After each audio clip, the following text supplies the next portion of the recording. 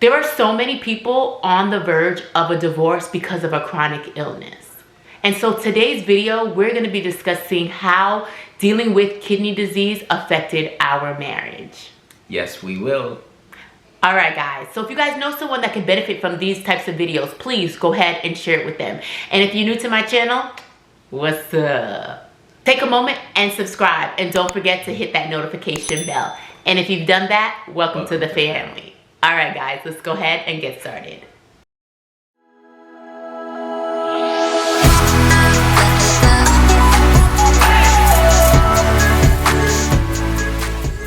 So I'm part of so many groups online that has to deal with kidney disease, chronic illness, and I'm seeing a common trend. And the common trend is how their spouse cannot understand what they're going through and they want to leave. Not me though. No, he's not going anywhere. We said death do us part, and we honestly meant that. Through thick and thin, he's been by my side. He's never left me, and now that I'm better, I'm not leaving him. So you had something to leave me when you get better? No, or? I just don't want no one to think because you're better that you're gonna, leave. Okay. But I know that there's a lot of females and males that are dealing with this right now, and I just think this was a good topic to discuss. And I wanted to know from your perspective, how was it having a wife that was basically bedbound all the time or hooked up to machines?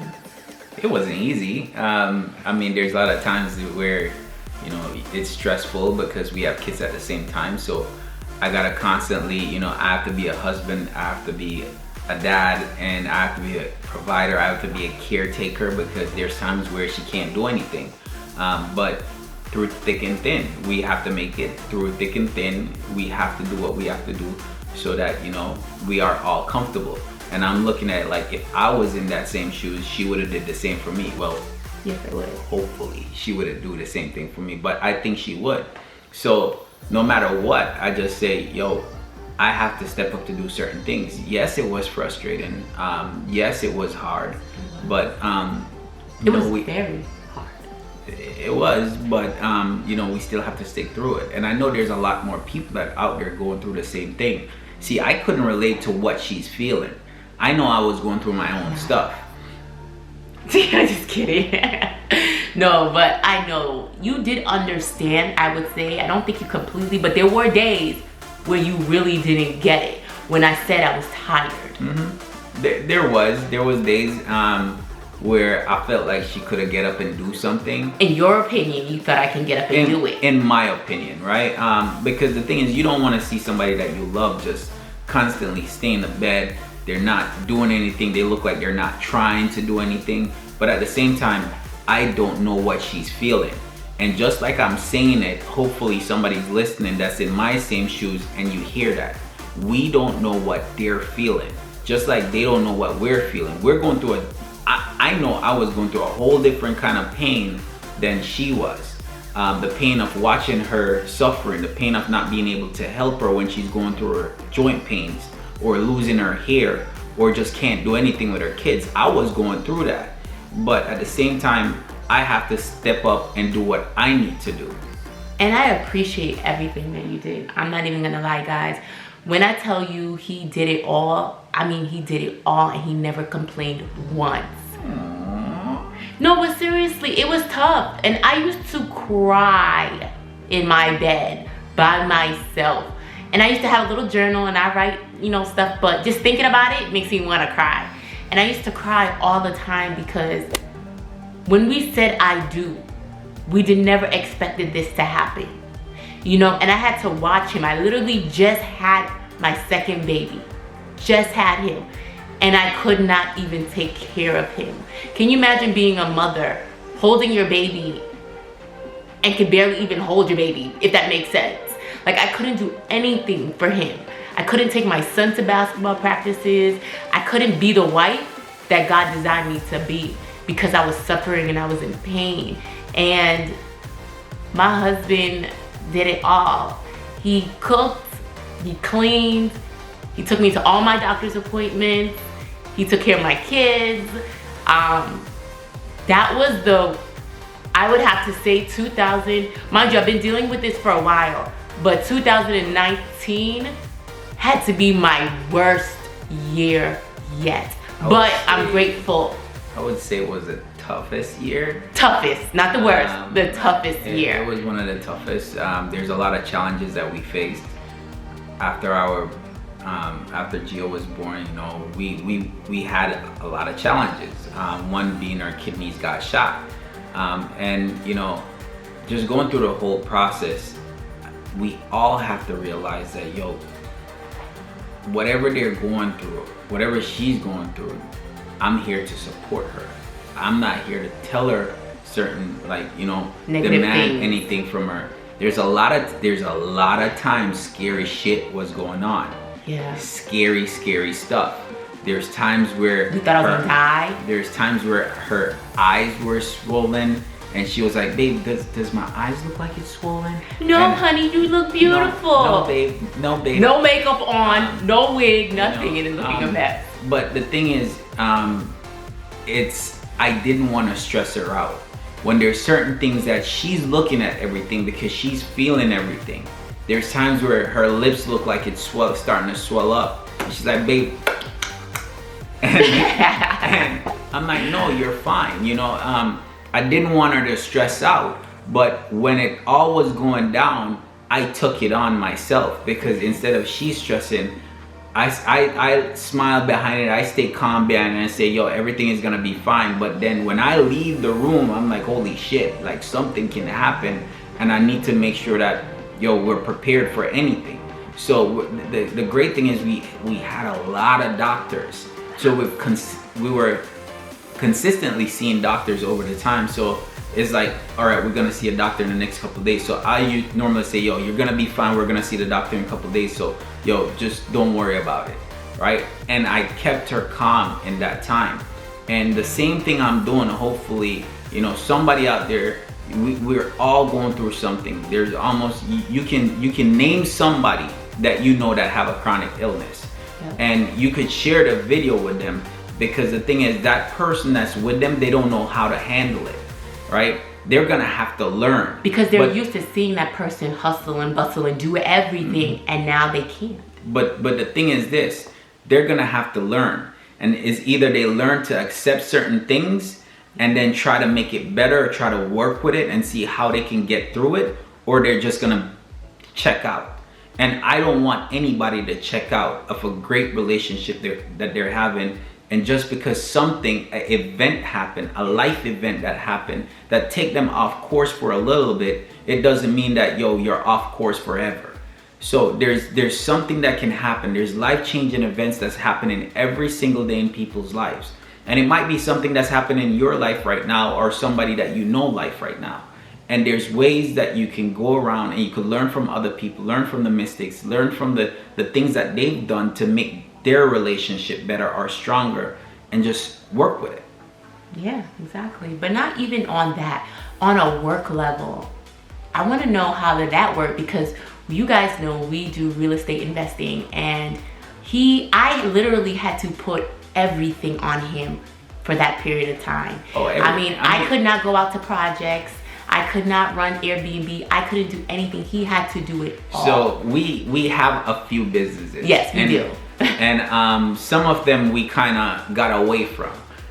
We needed to focus. And the reason why is because we had at the point where we probably had like 5 or 6 businesses going at the same time. We had a clothing line. We have Airbnb. We have Toro. We have the rentals. We have what else?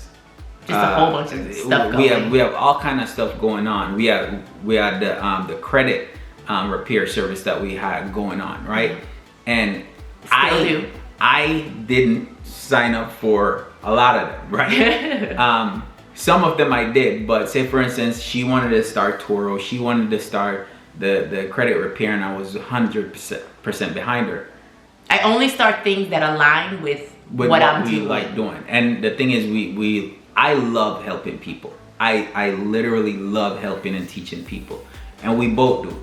So when it comes down to, all right, she got pregnant, things start rolling, and then, you know, she got into this start getting worse, then I'm like, all right, every single thing went on to him because I couldn't deal with the stress. So the stress that's was why I'm worse. saying I was the one that's doing the Airbnbs. I was the one dealing with renters. I was the one going out doing. But I used to go out on some projects with you after I came out the hospital. You guys seen those videos? I was doing the Toros. I was doing the credit stuff. So it's like after a while, it can become stressful.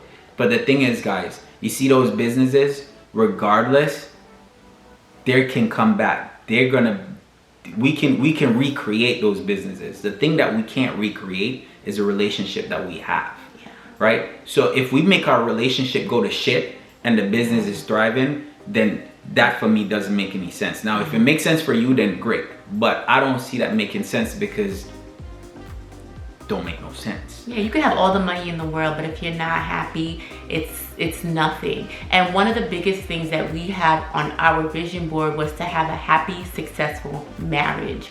And we stick to that. So what we did was, we kind of closed down a couple stuff and start focusing more on our family. And with that, I mean, look at what the result is. You get what I'm saying? So I'm happy. And now we can work on different things.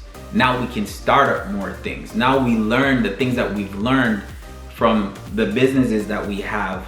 We could take that and put into other practices, develop new business, help coach people, help develop people and let them know what it is like. And also the people that are going through the same thing right now are just starting to.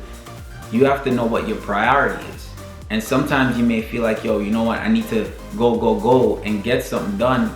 But then you leave your household, and then what happens if that person go through something and they're forever gone? Yeah, and that's what we were worried about, was that I wasn't going to make it, because there were many days that I truly felt like I wasn't going to make it. I had a goodbye video and all. Right, and it for the people out there, I keep on saying that because you will experience some turmoil, you will experience some trouble. And my wife is a lot different from a lot of people. So my wife used to tell her kids, she used to tell us all the time, yo, we love you. It's like she's preparing us for death. And as crazy as it sounds, she used to tell us all the time what to do, make sure that our relationship is good, even if she's not here. She created videos. I didn't want to see the shit. So I didn't watch it. But when she's in the hospital, she said, listen, I created a video. I'm like, yo, you gonna come home, so I don't need to see it. I'm not watching it, you're gonna delete it. So that's why I said my wife is different, and she's open. Now, there's gonna be things like this that are happening, and the other person now dealing with the chronic illness don't know what to do. And there's time where, the feeling of giving up is gonna be there. Because there's a lot of times she wanted to give up. But I didn't, I fought. A lot of time she felt like giving up. A lot of times she's like, yo, why me, God? Why I have to go through this? I'm always helping people. I'm always giving. Why am I have to go through this? And there's a reason why. There was. You don't see it in the moment while you're going through all your turmoil. But once you come out and you breathe and you look around, you know why God put you in certain situations. And I know why he put me where I am. Because I wanted to be that light for people in dark places, to let them know that you can make it just as well as I did. And that's how you have to look at it. Whatever struggles you're going through, you have to make sure that you don't quit. You have to make sure that, yo, you're not giving up. Because there's somebody that out there that's depending on you to go through that experience, to come through now and help them. And make it a little bit more easier for them. So that's why we're doing videos like this, because we know how tough it was, and we wish we had videos like this to watch, right? But the thing is, if we can help one couple out there to stay together, to stick together, to help each other, and know that, yo, it's gonna be tough. It will be. It's not a matter of it might be. It will be, right? But knowing that, okay, you're gonna go through stuff just like the other person. They're feeling the pain. You're gonna feel a different kind of pain, okay? You're gonna see somebody that you love, they're gonna change over time. They're gonna lose a lot of weight. They're gonna gain a lot of weight. They're gonna just go back and forth. there's things that's gonna happen, but through it all, you just gotta know that, all right, you know, this is just a life event that's happening. We can get through this, and you know, you have to stick through it. So how did you feel like the day that I told you, I called you, I think I called you and said, I'm on the transplant list and I'm eligible to get a kidney? I mean, yo, I was excited. I think I was in Orlando or something. I can't remember exactly where you were, but I remember picking up the phone and I'm like, oh my God, guess who just called me? They just called me and told me I'm on the list. Yeah, so I mean, I was excited about that because, you know, you start seeing certain things and manifestation is crazy. Yes, we truly believe in that. A lot of stuff that's happening is because we manifested it in our life. We believe in things and we didn't think much negative things happening. Yeah. So as much as you know, she felt a certain way, I had to be positive. Yeah. And I have to talk certain things and I have to say, well, you know what, let's think the positive outcome. I always say, listen, don't think about me. I said, think about the two boys. I said, look at them, think about them. I take it off of me, right? I'm not being selfish. I mean, I love you too. Yeah, but you love, you know, it's but I love my babies. It's a different kind of love. So you have to use every single thing, guys. If you're the one that's helping the person with chronic illness, don't think of yourself alone. If you guys have kids, when they're going through something, when they're in the hospital going through something, sometimes they may be annoyed with you. Trust me, they may be annoyed with you because you're annoyed as well with them. But at the same time, think about other options. It's not only about you and your relationship. Use your kids, use your family member, use something that they love. Shit, you know how many times I said, hey baby, when you come out, we're gonna go for a massage, or we're gonna go. Let me tell y'all, and they were all lies. He used to gas my head up. Oh baby, I'm gonna take you here. Don't get me wrong, we do a lot. But right now I'm on restriction. Since I got the transplant, can't go nowhere, can do nothing. But he used to be like, oh, I'm gonna take you for get a massage. I'm still waiting a year later. To something. You see, when someone is going through something like that, they have to look forward to something. If they're not look forward into anything, then what's the sense? What's the sense of living? What's the purpose of you going through this? So I find the purpose being, I took it off of our marriage and say, listen, yo, the kids, think about the kids, right? I said, because sometimes it's like, yo, she's not, Sheldon, I don't want to deal with you right now. I said, babe, think about the kids. I said, all right, babe, yo, we're gonna go on a nice ass vacation when you come.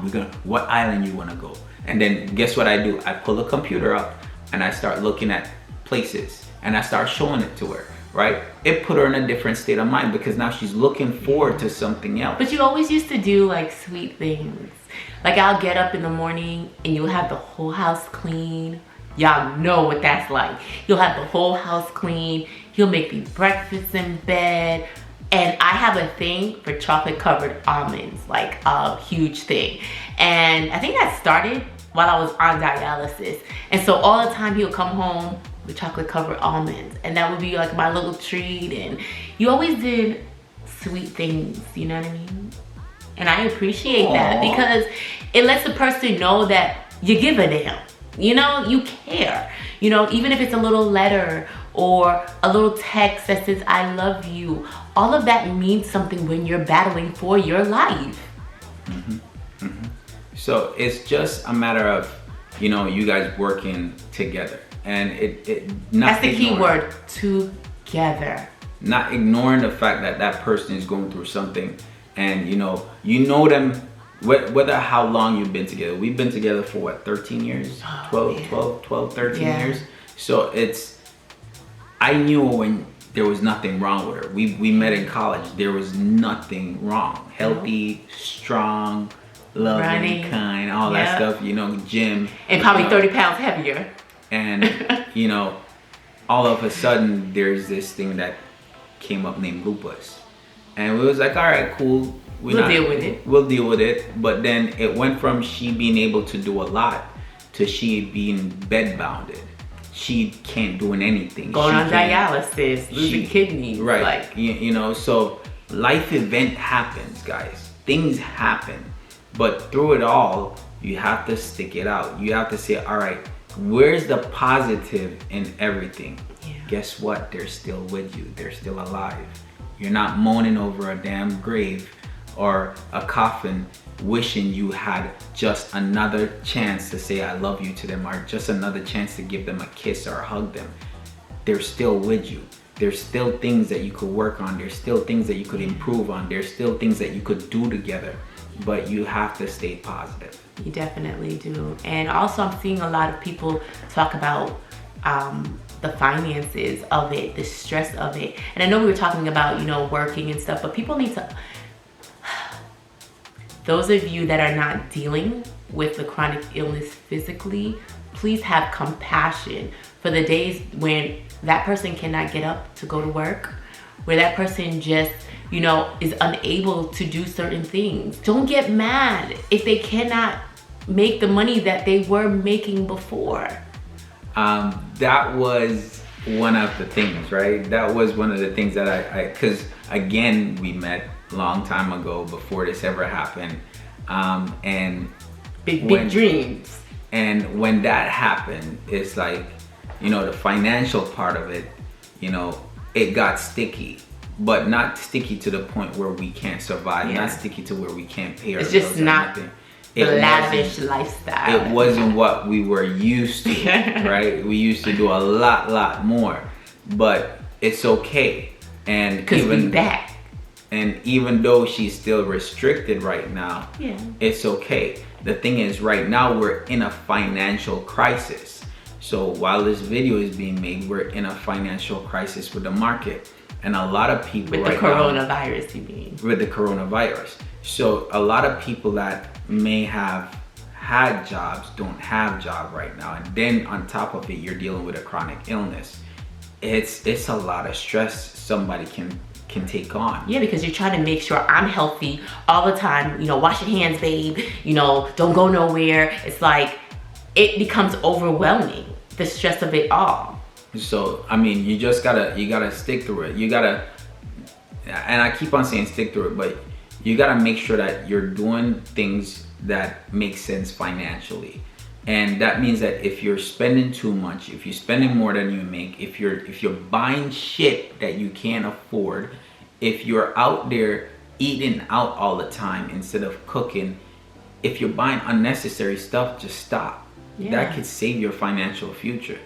Exactly, because you do need to be able to save to deal with the lifetime expenses of a chronic illness. You're going to be on medications for the rest of your life. You're going to have to see doctors quite a few times, forever. So there is a lot of expenses that come along with it. So I definitely agree with him when I say, you know, just kind of adjust your life according to what's happening right now. Yeah. Alright guys, so in today's video, we were just going over what it was like to live with a chronic illness while being married. There's a lot of challenges, there's ups and there's downs, but at the end of the day, we're still here and we have a chance to make it. So I just want to say thank you guys for watching my video. Don't forget to hit the subscribe button below, and I love and appreciate you. See you guys in the next video.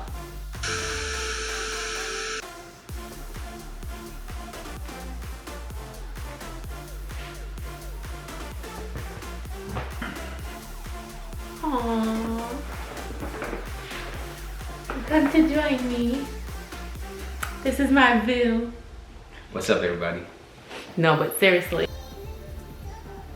Why your face look like that? Yeah, I mean, what you always say. No, I'm gonna start off with that. Start over. So guys, so in today's video, we're dealing. He worse than me. Give back my show. Give back my show. Leave it alone. So guys, in today's video, what we really was going over is how to deal with chronic illness while you're in a marriage. Whatever. We out. No, we